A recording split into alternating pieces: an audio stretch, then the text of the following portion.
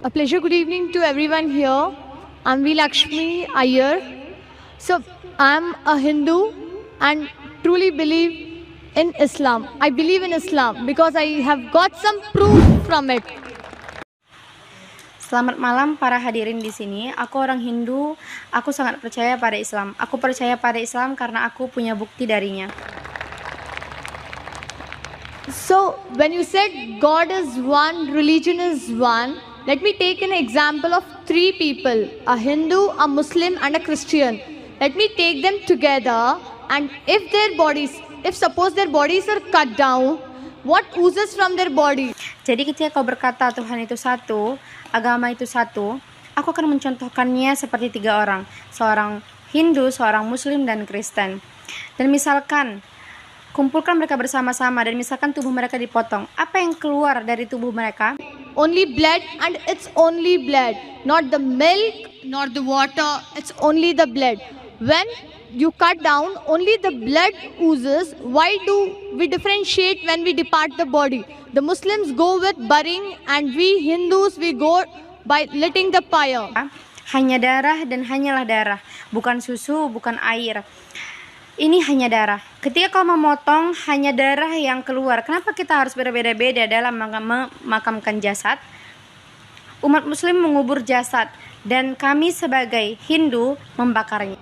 The sister says that she appreciates Islam, she believes in Islam, and I congratulate you and I welcome you to the faith of Islam, submitting our will to Almighty God. The question asked by the sister is that a Hindu, Christian, and a Muslim all have got the same body, same blood, same constituent, but when we die, Saudari ini berkata bahwa dia mengapresiasi Islam, dia percaya pada Islam, dan aku memberimu selamat dan menyambutmu pada Islam. Tundukkan dirimu pada Tuhan. Pertanyaan saudari ini adalah orang Hindu, Kristen, dan Muslim. Semuanya punya tubuh yang sama, darah yang sama, unsur yang sama. Tapi ketika kita mati, why in Hinduism do we burn the body, why in Islam do we bury? Let's analyze the pros and cons and you decide which is better. In Hinduism, also they say you can bury the children, etc. But when you become an adult, most of the sects say you have to burn, you have to cremate. There are some sects which say you have to bury. Kenapa kita di Hindu membakar tubuh dan dalam Islam kita menguburnya? Mari kita analisis pro dan kontranya, dan kau putuskan mana yang lebih baik. Dalam Hinduisme, mereka juga berkata kau boleh menguburnya untuk anak-anak dan sebagainya. Tapi ketika kau menjadi dewasa, mayoritas sekte berkata kau harus membakarnya, mengkremasinya. Ada sebagian sekte yang berkata kau harus menguburnya. But let's analyze the pros and cons between cremation, that is burning, and burial.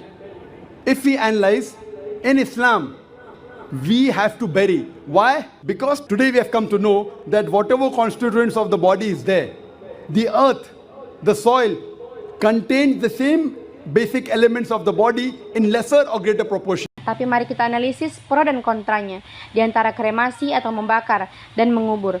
Jika kita analisis dalam Islam, kita harus mengubur. Kenapa? Karena sekarang kita telah tahu bahwa apapun unsur dari tubuh, bumi, tanah, mempunyai elemen yang sama seperti tubuh dalam proporsi yang lebih kecil atau lebih besar.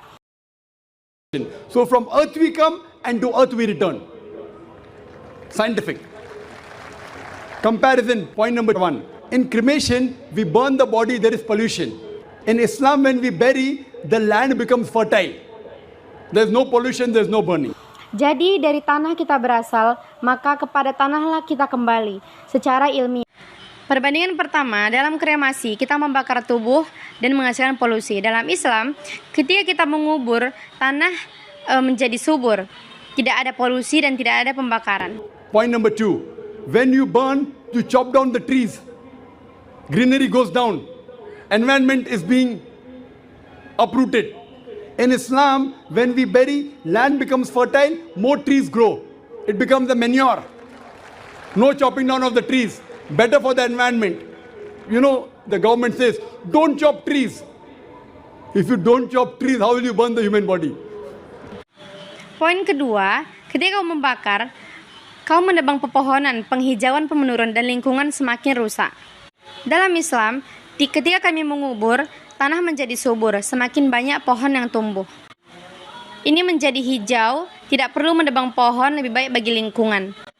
Kau tahu pemerintah berkata, jangan menebang pohon. Jika kau tidak menebang pohon, bagaimana kau membakar jasad manusia?